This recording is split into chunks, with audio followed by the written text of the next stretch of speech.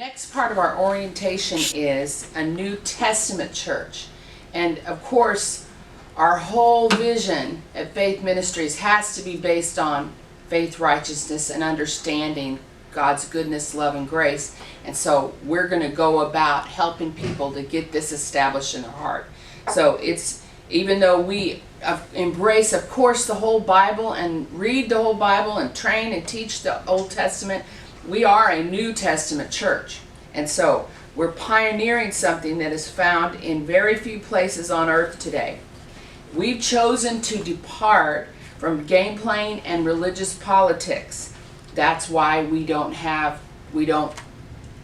use titles, and we have a job function. We know we're pastors, but we don't overemphasize the use of titles because every believer is a minister, and we really try to ingrain that and integrate that in people so they understand everybody.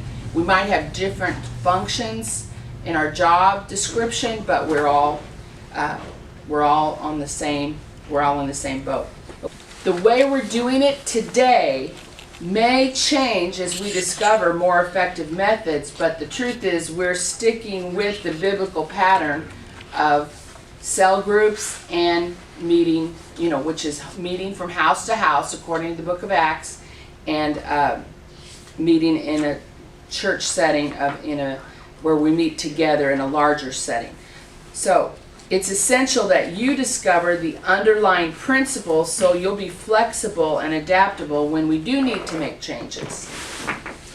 Because we really do desire to reach the lost, we must diligently disciple the new convert. Now, what does it take to disciple a new convert? 4 letters. The word? Time. Time. T-I-M-E. It takes time to invest in people, and that's prayer for them, personal ministry. That might be coffee a couple mornings. It might be however you need to connect. We've got to reach out, and that's the challenge for most people today. And the enemy's got us all so busy that we don't have time to build relationships. That's why home groups are so valuable, because they're smaller, more intimate, and there's a way to connect and build relationships. Okay, so that's the ultimate goal of all of our outreach, really, is discipling. So we all need to have a heart to invest in people one-on-one, and we should all be doing that at every stage of our life. There's never been a day when the need for discipleship was greater. Everything you do, even in our serving, we will have discipleship as the goal. The model for ministry has always been a combination of large and small groups. I said that earlier. In the Old Testament, the entire nation of Israel was broken down into groups of 10. Throughout the entire New Testament, they met publicly from house to house. So effective pastoral ministry and development of disciples can't happen any other way. This is not a trend, a convenient trend. This is God's plan. This is the plan God gave us when the church was founded. So this is the process through which we'll reach our every goal. We host home group meetings and celebration services weekly, and your part today in this training is to learn how to become a facilitator in our celebration services. Would you like to read, Dennis, working the plan, the first paragraph? Sure. We are a family and a team. We have a plan that was born out of personal experience and prayer and a Bible conviction. It is essential that you live and breathe this plan. The principles of this plan have to be the core principle of your life. You will grow in knowledge and understanding of these principles and procedures that make up our plan. Through ongoing training process, you will be immersed in these principles. Through personal training, you will see them put into practice. Through repetition, they will become a part of your life. Through witnessing the results, they will become the joy of your life. Through your training, You'll be given a blueprint for serving on this team. Nick's even going to share later on today out of a little handbook called Blueprint for Home Groups. Accepting this position is the acceptance of that plan. You'll be expected to follow the plan God's given us. And we understand circumstantial deviations from methods, but never deviate from the principles. And we hope your input will help us build on the principles to develop and refine the methods as we go. But you need to have in your heart up front a commitment to this plan in order to be effective and avoid chaos. And a failure to embrace and understand implementation of these principles result in conflict and low productivity. And we have done that before also. So we know what it's like when we're not working the plan. Groups that do not invite others, do not pray and invite and reach out to others, become navel-gazing groups, is what we call them, because you end up being closed off and you're not reaching other people. You end up too inward focused. You follow what I'm saying? And also, isn't it true that when groups that don't grow and it's just the same people, there are often breeds of familiarity and people get cranky with each other and all that, because it's God never intended us to be that way. He wants us to. And also, of course, stranger things happen when groups get isolated, don't they? Okay. So anyway, church partnership is a healthy orientation to understanding the philosophies of our ministry. Each person must continue in annual training, and of course, as a home group leader, we ask you if you're willing to meet one time a month when we have a leadership training time, and that's for leaders and workers. It's important that we have that connection and time to pray together, and it diminishes speculation about things we don't understand or know what's going on. So last but by no means least, it's essential to realize that working in ministry doesn't replace having a healthy relationship with God and the church family. No, we all have to. We're only going to have success to the degree that we have our own personal connection with the Lord, and that's the foundation of working the plan. So that's part of the orientation. I'm going to ask Dennis to share the next phase. The ministry thrives on communication. You know, a lot of the times that we go through hard things is because lack of communication. People tend to assume things when they don't know. We can only work together to the degree that we have honest, accurate communication. Communication is the number one tool of the professional. Miscommunication creates problems. Meaningful, accurate communication solves problems. Now, when I ask a direct question, and we all have different ways that we communicate, do not feel threatened. See, some people, we ask them a direct question and he's attacking me. No, it's just a question. Being questioned does not mean you are accused, attacked, or under suspicion. It means information is needed. Now, because we all in this group take the DISC, we need to find out what different people's behavioral styles are, and the D is pretty direct, dominant. And so you've got to learn that he's not attacking you, he just wants information, to where an I is going to take a while to talk to you about your family and those kind of things before they talk to you. But we're all different behavioral styles. If during communication you feel uncomfortable or threatened, simply tell the other person how you feel and allow them to modify their communication style. There's nothing wrong with saying, hey, I would appreciate if you asked me a little differently. I'm feeling kind of attacked here. There's nothing wrong with sharing your feelings about that. Never leave a meeting and express your discomfort or anger with another unless you are seeking help. Do not spread anger or discontent. Speaking strife is the number one reason for dismissal. So we just can't have any strife communication going on, both personally or behind the scene. When passing information along, be sure you are not passing your evaluation. See, a lot of times people share their view of something instead of sharing that exact information. how you see it is not necessarily the way it is. It's just how you see it. Always clearly differentiate between your opinion, your evaluation, and the actual facts. Okay, I'm going to ask Nick, would you read the email paragraph there, that first one, much of communication?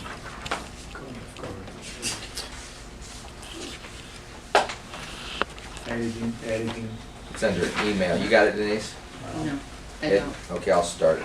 Much of our communication can be done by email. This is an essential tool when used effectively. How many here use email? Okay, I mean everybody alive should be in email communication. Over time, you will learn that you will learn what should be handled in email and what should be handled face to face. How many know there's times when there's certain communication that you can't just send somebody an email? You've got to look at them, you've got to talk to them, because more sensitive communications, or if you have to deal with somebody about a problem, can't always just go across email. Because email sometimes can be misinterpreted. There's voice inflections, there's certain facial expressions that people share when they see you face to face that you can't always communicate by email. Or text. Or text, right. And people a lot of times misinterpret that because they can't pick up those inflections. Do not give out email addresses without permission.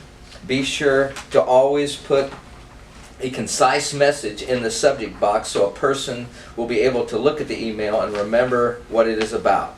Okay, you want to read that next paragraph, Nick? Don't just say it, write it. The most faded ink is more accurate than the clearest memory. If it is important, always send an email or put it in a report. Too often, with the overload of daily information, we forget very important details.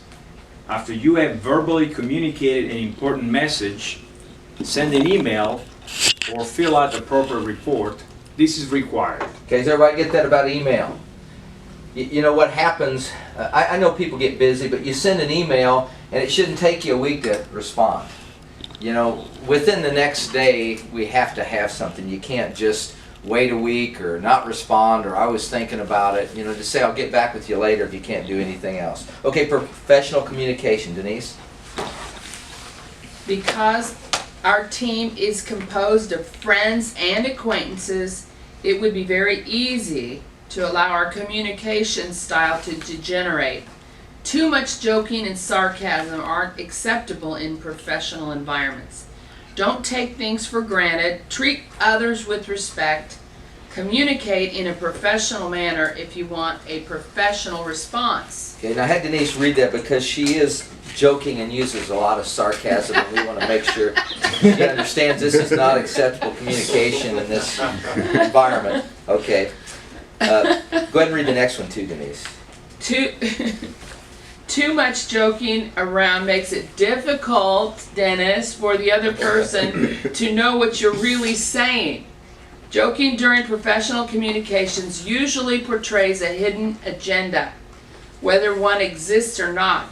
Therefore, reserve your joking for times when you're not conveying professional information. Does everybody get that? And understand, joking a lot of times is some people's way to kind of communicate without saying direct. So there could be some things that they're getting across to you as they joke. So let's be careful with our communication and keep it professional. And as it says there, if you're going to joke, do it in a time when you're not having to communicate that. Lying is totally unacceptable. Does everybody get that? Don't be lying. Don't be doing it. People always lie because of fear of shame. It is the environment that, in this environment there is never any reason to lie. You know, you can always be truthful. You can always, because it usually comes out anyway. Just tell us what's up, how we can help you with this thing. See, our job is here to help leaders. If you're a home group leader and you're going through something or it didn't work out right, just tell us. We've all been there. We are very open in our communication. It is acceptable to say, I don't know, I'll let you know, I'm not comfortable with that question, I don't think this is any of your concern, I disagree with your point, but it's never acceptable to lie. Amen? Okay? Man, Are you there, Frank? yeah. Could you read that blame shifting part, please? Okay, blame shifting, withholding information, slanting information is a form of lying. We desire truth. All problems can be solved in a way that stimulates personal growth and ministerial activity. We are never interested in punishing you for being wrong. We only want to find a way to do things effectively. We want everyone to win, including those who are wrong. Come on. And we're never wrong, right? See, what we found is not about being right or wrong. We found out, does this person really want to work our system, work our plan? So it's really more about they either don't want to work this plan, which is fine, or there's a glitch in the process, a glitch in the program that we need to fix. But there's never a reason to have to lie to anybody. Positive professional attitudes. Complaining and negativity are totally unacceptable. When you have a problem, get with someone who can help you solve it and let that be the end of it. Most complaining has an unhealthy agenda. It tends to be an indirect way to say something that you're afraid to say openly. It takes a wise heart to know how to deal with negative issues without becoming negative. Everybody hear that? A wise heart knows how to deal with negative things. And in ministry, you're going to have to deal with negative things, people's problems all the time. How come? But you don't have to, just life as we know it. There's, situations come up. People have problems. People are going through family stuff at their job. But you don't have to be negative about a negative situation, right? Right. Negativity is like a disease that spreads throughout the entire team. Learn to deal with the negatives without being negatives. When I've got somebody being negative and being critical, they seem to affect that whole group. Yes. And next thing I know, these people are talking about, these people are talking about. Instead of focusing all the new people that are coming, they want to focus on all the people that have left. So we want to get that positive slant on a personal, professional attitude. Okay, Ed, would you read gossip and slander? No. Okay, I didn't ask you because I thought you were doing that because you don't have to. Good. Okay, Denise, go ahead. Okay, gossip and slander are one of the worst forms of negativity. The Bible teaches that the gossip hates the person they slander. Gossip is unacceptable and will be considered as a serious moral problem. We're seeking to build people's lives, not destroy them. Amen. Okay, gossip is listed right up there among the real bad things. God hates these things. And what we want to do, because it destroys lives. Right. There was a story about a wise man that took a couple of boys, and they had been gossiping. And he told them to bring their pillows on the top of this hill, and they were feather pillows. And he said, now rip open your pillow and shake it. Of course, thousands and thousands of feathers just blew all over that town. He said, now go and pick up those feathers. And they said, we can't do that. He said, same as the way that gossip goes. Because you never know where it's going to go, how it's going to get spread, where it's going to end up. Come on, you with me? The first law of negotiation is to seek to understand before seeking to be understood. When there's a problem, do not pass judgment. You do not know why anyone does anything. Does everybody get that? Yeah. When you start moving into where you think you know why they're doing it, you've entered into the place of judgment and you're not God. That's right. This law of negotiation, why it's so important and why it's so good, until I seek to understand, that person is probably going to be shut down and not let you resolve the problem.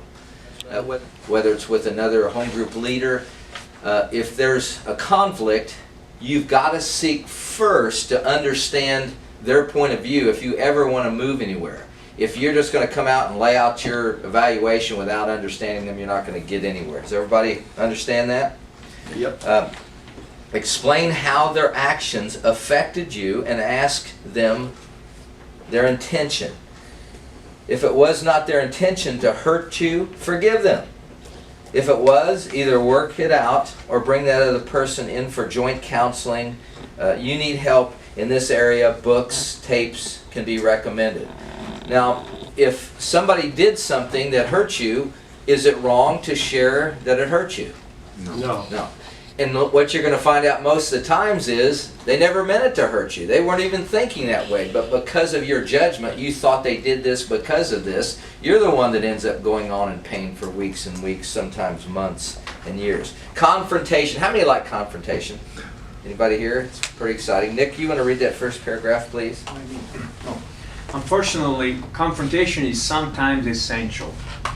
If you are confronted, I expect you to handle it as a mature, professional adult. You will never be attacked. Confrontation is never about who's wrong. It is about solving a problem. Likewise, when you confront, be sure to observe the rules of godly communication. Okay, and I just want to say this. I used to look at confrontation as something, oh God, I'm going to hate to do this. But I found by putting it off, and that tends to be what we do, it only gets worse. It's like until you deal with it, it's not going to go away. Sometimes you can pray and God will deal with that person and things go on, but I found that you always have to deal with a situation that's more than just your average problem. A confrontation just means having to face something. Right. That's not necessarily bad. You have to face it, you have to face it. That's very good. And the thing is about it, your body language, how you approach them, the tone of your voice, all play into confrontation. You know, I remember Jim sharing this with somebody one time, and he had a good body language, he had a smile on, he said, you know, you're probably one of the most effective liars I've ever met. And because of the way he communicated it with the smile and everything, the person said, you know, you're probably right. So, your body language, actually what you say has less impact than how you say it. The tone, the body language, the facial expression. Isn't that good to know? So if you're smiling at somebody, you can probably and you have a relationship. That's a big thing in there. I don't know if we have time to explain the truck scenario, but people like to give information. You know, most people are like, I know something and I want to share it.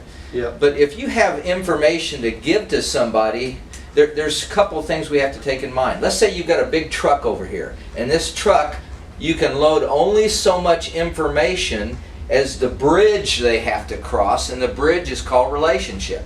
Right. So if I'm going to cross that bridge with a lot of stuff, I better have a strong relationship in place so I can get it to that person. If I don't have a very strong relationship, I can't carry much information in that truck. So keep that in mind in your confrontation. Yes. Receiving... A question. Go ahead. And don't you think that when you do have to confront, that it should be done in love and kindness, really helping to solve the problem and helping the person to kind of, you know, get to the other side of it, rather than demeaning or, you know, saying, oh, you did all this stuff wrong? Well, first of all, it's not about you anyway.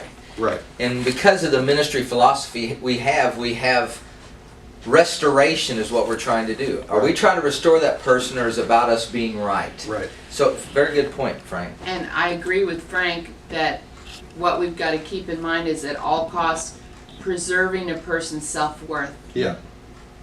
Very good points. All of your team and any of the people you minister to have the right and obligation to go over your head. Okay? So, keep that in mind. If there's somebody got a problem with you, they're willing to go over your head. And don't get all uptight if they do. That's okay, because if we're moving things the right direction, it shouldn't be a problem.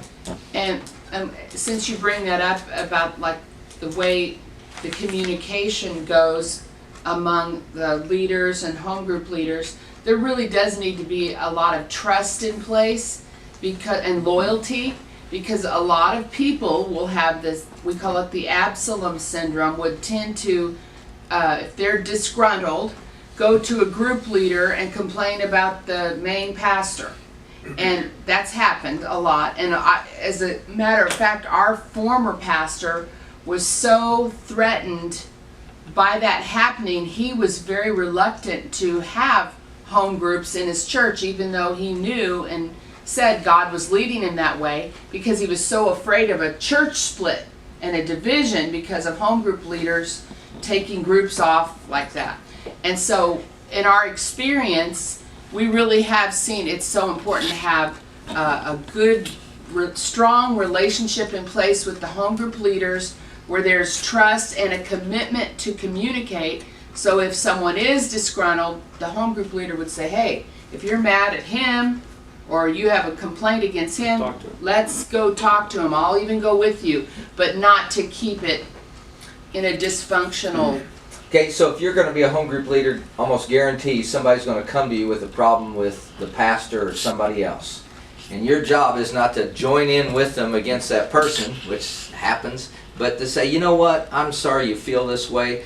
I'll go with you if you like, and we could talk to them and share your concern. Okay, you with me? Because if not, you can get twosies, threesies, everybody can gang up on somebody. And we've had that happen where groups have splintered off and had all the disgruntled people going to that group. Yeah, if a group exists and they all have the same thing in mind, that they left that church, that's probably not a good group to go to, because they all are angry about that situation. If a person feels you've mistreated them in some way, you will be called in to discuss it. Very often it will be discussed in the presence of the offended party. This is not taking sides, this is accountability.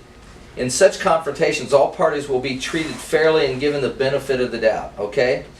Relations, you know, friendliness, helpfulness. You know, we want to be friendly to people. We want to do things in an etiquette, a manner of great etiquette. You know, we want to do things that people say, that is professional.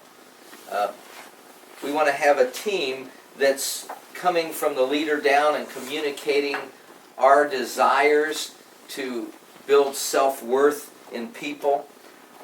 We want to overemphasize friendliness. We would rather be criticized to be being too friendly. I'd rather people say that we're too friendly than not have people being friendly. So let's keep that in mind when we're doing this. We do not want a person to acknowledge nobody talked to me. That's people there ignored me. We'd rather be over friendly than not friendly at all. Helpfulness. When people enter a new place, they generally have many questions. So are we there to let people know where the restrooms are, where they can get a bulletin? How can they get ministry? How do they find the nursery? We want to be overly helpful, especially to new people, in how they can find things. Be aggressive in follow-through. Probably one of the things that's lacked the most is trying to know how to follow up on somebody. We send them a letter, but a call is usually always in place, usually within a day after they come, especially to your group. People want to know you care. Okay? We don't want to overwhelm them, but we do want to make sure if there is a need that we can meet it. Now the next part is to how to step down on good terms. There is never any reason to step down from being a hug leader on bad terms. If you are not enjoying your job, you should talk to the appropriate person to see how this could be done. But how many know it never has to be a bad situation? You can always say, you know, I need help, or I just can't do this, or this is not working. We can always communicate. You know, we're always there to help. We're always there to help you, but it should never be a negative situation. And of course, we've had a few before. And the last one is commitment. It is a hard place and an exact time commitment on being a hug leader. You must realize that you could spend up to 6 months in training. See, usually we have hug group leaders training in another group so they can see how it's done. They're an assistant leader. But it's never good for a person to switch leaders often. So we want you to know that this is a commitment. We want you there for at least a year, because people want to know that you're going to be there for them. I'll just finish with this. We had a guy that's going to be probably starting a group here soon. He was in Hawaii, and the people of Hawaii, he asked why they don't seem to be very cordial and friendly to most people. And he says, you know, we actually are very friendly and very cordial, and we want to build relationships, but the problem with Hawaii is most people are transit. And it's so hard to build a relationship just to have them leave next week. So we want to know that you're going to be there, and we're more than willing to build relationships. So we need to know that you're going to be there like a year when you start a group. Of course, always willing to work with you and go through the problems. So that will finish our section of the orientation.